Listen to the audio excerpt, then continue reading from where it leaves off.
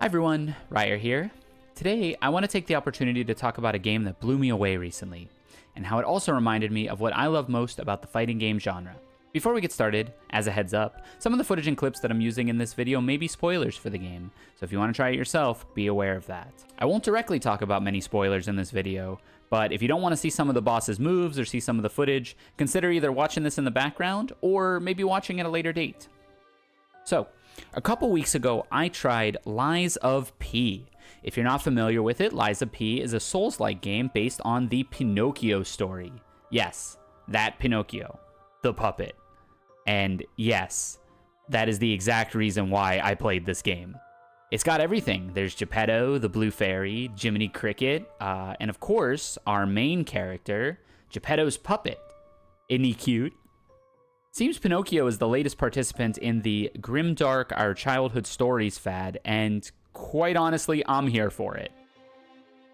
The Souls-like genre was always kind of fascinating to me, if not extremely foreign. Full disclosure, before Lies of P, I've never played a Souls-like. Everyone always talks about how hard they are, but to me, ultimately, you're just fighting really challenging timing checks against NPC bosses who have like 1,000,000 HP, and all you're doing is repeating that process until you've learned their patterns and what you want to do in response to them. Wait, hold on a second. Taking a trial and error approach with precise timings and recognizing patterns until eventually you get good enough to beat the options without thinking about it? Oh, I think I get it now. It has taken me years to come onto the trend, but it seems like everything that I like about fighting games is present in the Souls-like genre. The only difference is that you're fighting an NPC instead of another human being, and, well, that's where the turnoff really was for me. That's why I didn't try them.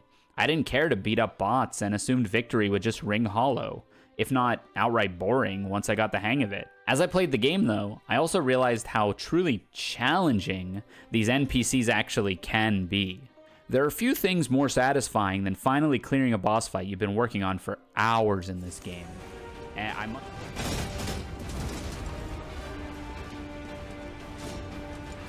got him. Oh.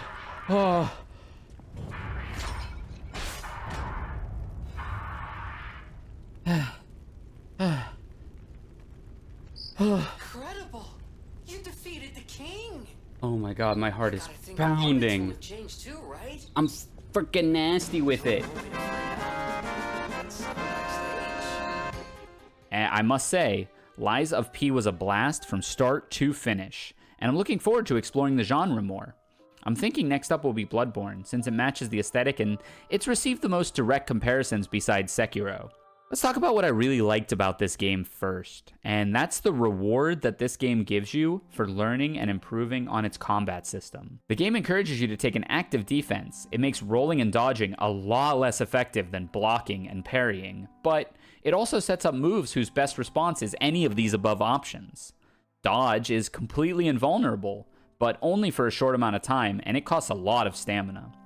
Block is safe, but you take some chip damage and actually have some amount of recoverable health that comes away, and you can get that back as you hit the opponent or perfect parry.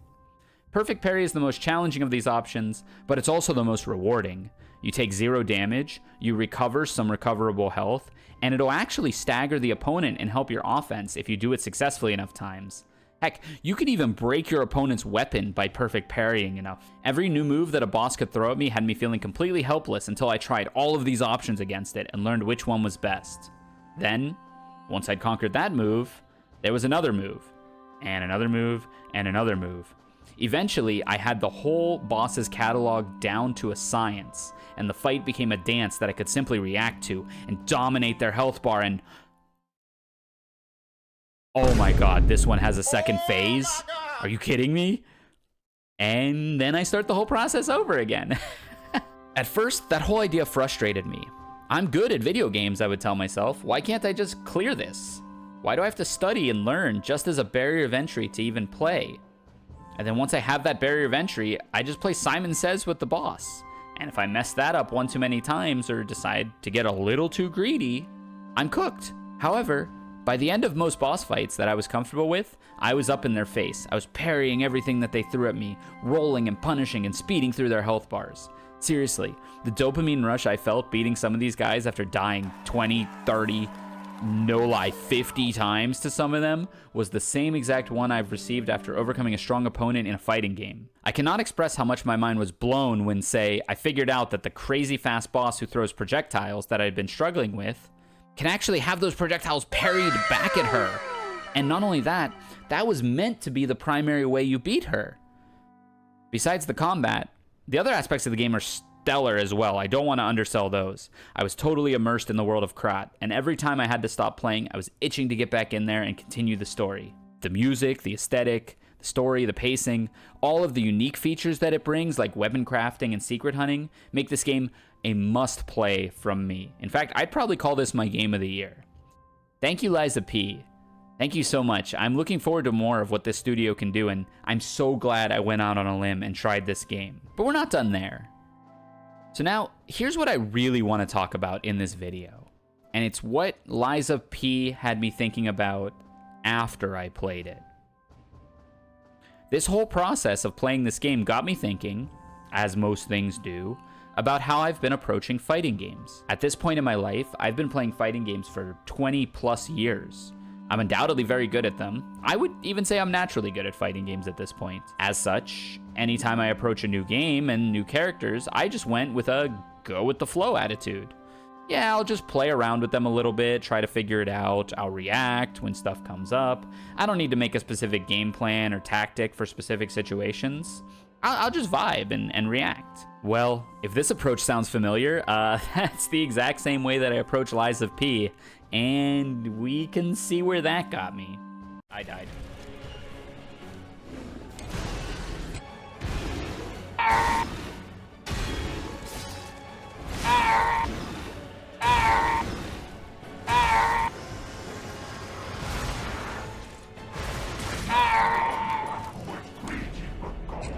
Just like how I was averse to treating these Souls-like games like trial and error simulators, such as I was to the thought of training in a fighting game like that.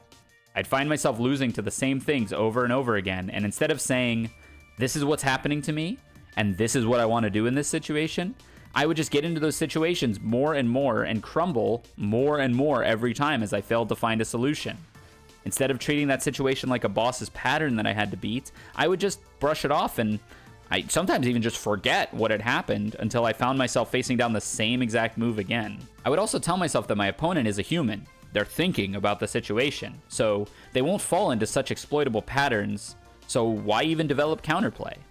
After all, Souls bosses have to commit to their attacks, and a real person can decide to just stop short or modify their pattern on the fly. But there are two things wrong with that premise. Number one, not all opponents are thinking in that way. If you've played 10 minutes of ranked on any fighting game, you know that to be true. And I don't say that as an insult either. No shade when I say that. Many people approach their offense or their defense on a fighting game exactly as a trial and error for the opponent to solve. They directly ask the question, can you deal with this? You're gonna learn! This is the real world! You learn it early, son! If not, they will keep using it.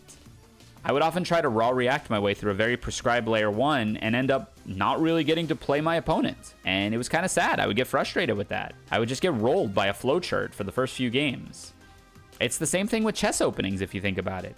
If you can't get past the knowledge check of the first few moves, you don't even get into the meat and potatoes and skill expression that your prior experience would allow you to thrive in. I thought about this a little bit more, and I started treating autopilot and layer 1 offense like a Souls boss. When they do X, I do Y. Every time. If it works, great. I have my answer, and I'm going to continue doing that. If it doesn't, well, I get more information, and I can try next time after they beat me. Secondly, even if the opponent catches on that you're doing the same thing over and over again, that you know how to deal with what they're doing, that you have a prescribed answer, who's to say that they're experienced enough to evolve their game plan to the next step? I like to think of fighting games as a constantly evolving cycle of question asked, answer provided, where ingenious situations come up every game and solutions are crafted on the fly by top players every single time. That's simply not true. Most players, and as I watched even the highest level of play at CEO Otaku 2023 recently showed me, have a finite number of lines that they're willing to go down. Sure, new situations come up, and sure, people come up with answers to them, but these are more one-off instances and do not make up a majority of a fighting game match. Now, while they have a finite number of lines, that number of lines might be large. It might be in the double digits, or it might be in the hundreds. It might rival in length and complexity to some of the endgame bosses of a game like Lies of P or Dark Souls, but they will use those options, and you do need to have an answer to them. On top of that, they'll certainly use them more intelligently and not just roll them on an attack table. But if you have an answer to all of them, you can beat all of them, and you can come out triumphant. After I started to think about it this way, it really all started to click. As I pondered this realization, it made me wonder if I've ever approached fighting games this scientifically, and how I could take a new approach and a new style to the genre really came to me. I've noticed a significant increase in the observations that I've been able to make during a match, and I feel like my reactions have actually gotten better because I'm freeing up my mental stack when I'm not worried about reacting to layer 1 stuff. I have my solution, I just go for it. And now I can craft deeper solutions, and I can craft more robust solutions as I get past this layer 1 and layer 2 offense that my opponent throws at me. If this is something that sounds appealing to you and you think might be missing or lacking in your game, try to think about it in this way. Take a single situation with a single solution and apply it until it doesn't work anymore. And then continue ramming your head against the wall until you have a victory. Think about it. Have you ever really asked yourself the question, what do I want to do when my opponent does this? And that's the thing, right? If I had to work my butt off to fight these NPCs, and I found myself asking this exact same question every time, why wouldn't I have to do the same thing against a person? Why would it be simpler, not more complicated? I think for too long I'd been taking my fighting game experience, good execution, and quick learning to equate to instant success against any opponent. I thought I could just learn by osmosis or learn by drawing on instinct. Each opponent, though, is, in reality, a new boss to overcome. And looking at it that way, I now know that I can overcome any challenge that they present. I used to fear fighting top players, just like I used to fear these really strong bosses in Souls games. Even in casual matches, I would just say, oh, they've all got it figured out. There's no way I'm gonna overcome these patterns. Well, now, I'm excited to learn these patterns. I'm excited to get hit by new situations, new setups, and repeated interactions that I've lost to before. That means I just get to try a new solution to it.